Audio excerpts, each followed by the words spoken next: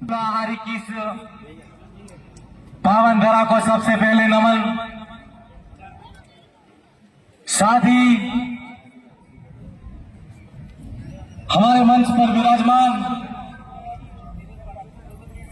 तमाम समाज के उद्धारक, समाज के सुधारक और हमारी आजादी के लिए और हमारे हक अधिकारों के लिए लड़ने वाले तमाम मेरे पुरखों को शत शत नमन जोहार करता हूं। आज के मौके पर यहां पर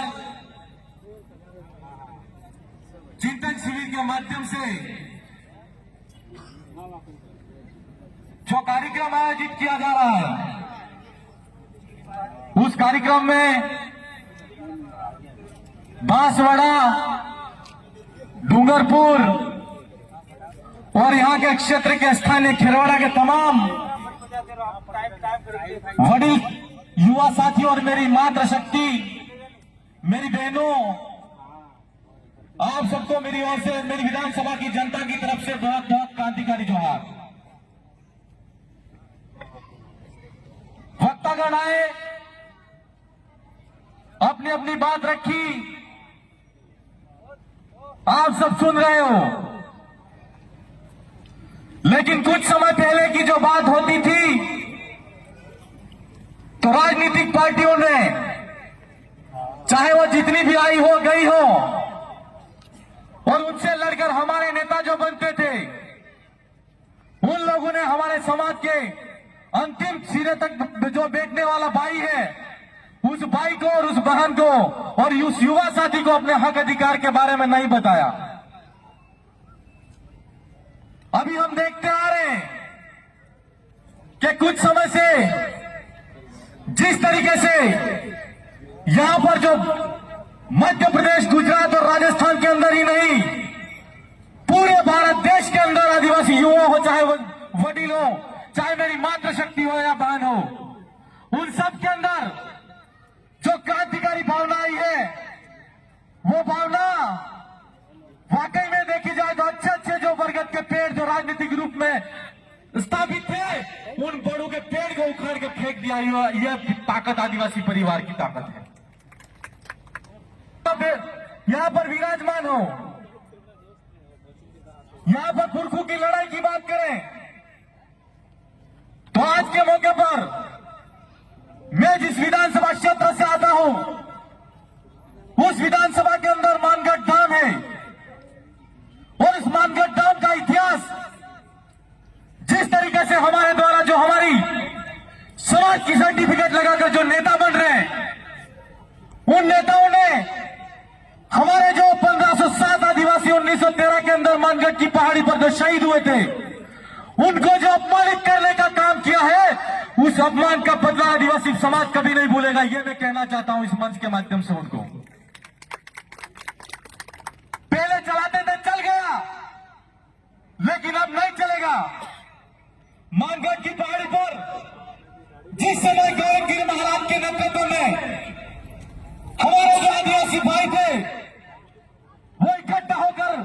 आदिवासियों के लिए स्वराज्य की मांग कर रहे थे, तो अंग्रेजी हुकूमत ने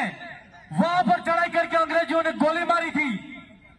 तो हम जो मन्नालाल जी रावत सांसद हैं, उन्होंने परसों एक स्टेटमेंट दिया कि एनसीईआरटी की पुस्तक के अंदर जो आदिवासी समाज का जो इतिहास लिखा जा रहा है, उसमें परिवर्तन होना चाहिए। मैं आज समाज की जादव और चिंतन शिविर के माध्यम से उनको कहना चाहता हूं, और सोशल मीडिया, व्हाट्सएप के माध्यम से या मीडिया के जो साथी हैं, वो यहां पर छापे कि उन्होंने जो स्टेटमेंट दिया है वो पाठ्यक्रम बदलने की बात करते हैं, और आदिवासी समाज ने अगर ठान लिया तो निश्चित तौर पर पाठ्यक्रम की बात छोड़ो, आपका इतिहास मिट जाएगा। ये मैं कहना चाहता हूं। हमारे इतिहास को मिटाने की हिम्मत किसी में नहीं है। जो हत्याकांड 1913 में हुआ और 1912 के अंदर हमारे क्षेत्र के एक पीएचडी होल्डर साथी थे, उन्होंने पीएचडी के माध्यम से यहां पर उन्होंने जो आदिवासियों का इतिहास, मानगढ़ का इतिहास उन्होंने लिखा, तब जाके यहां के लोगों को और पूरे देश के लोगों को पता चला कि जलियांवाला बाग हत्याकांड से पहले भी नरसंहार इससे भी बड़ा हुआ था, वो मानगढ़ की पहाड़ी पर हुआ था। ये कोई छोटी बात नहीं है। और आज कोई अगर राजस्थान की विधानसभा में जाकर या कोई हमारे राजकुमार जी रोज जो संसद में जाकर हमारे आदिवासियों के इतिहास के बारे में लिखने के लिए एनसीईआरटी को कहते हैं या लेटर लिखते हैं, तो एक हमारे भाई को जो हमारे समाज का होते हुए आदिवासियों के इतिहास को मिटाने के लिए लेटर लिखते हैं, तो बड़ी शर्मनाक बात इससे कोई नहीं हो सकती। हम ये कहना चाहते हैं, आप इतने संवैधानिक पद पर बैठे, पूर्व में प्रशासनिक पद पर बैठे, किस सर्टिफिकेट को लगाकर बैठे थे, ये हम उनसे पूछना चाहते हैं। आज ये आदिवासी समाज देख रहा है, आदिवासी समाज का युवा देख रहा है। और मन्नालाल जी रावत से मैं पूछना चाहता हूं कि आप जिस पार्टी से आते हो, राष्ट्रभक्ति की बात करते हो, देशभक्ति की बात करते हो, 1913 के अंदर जो नरसंहार हुआ, उस नरसंहार के अंदर हम पूछना चाहते हैं उस देशभक्ति पार्टी से, और आपसे भी पूछना चाहते हैं कि डूंगरपुर का राजा कौन था,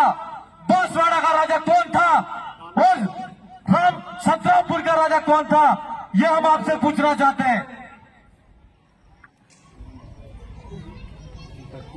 जब हत्याकांड हुआ तो वहां पर जो फौज लगी थी वो मेवाड़ पीर कौर, उस मेवाड़ पीर कौर की स्थापना किसने की थी? राजपूत रेजिमेंट जो बना था, वो राजपूत रेजिमेंट कौन था, यह पूछना चाहते हैं।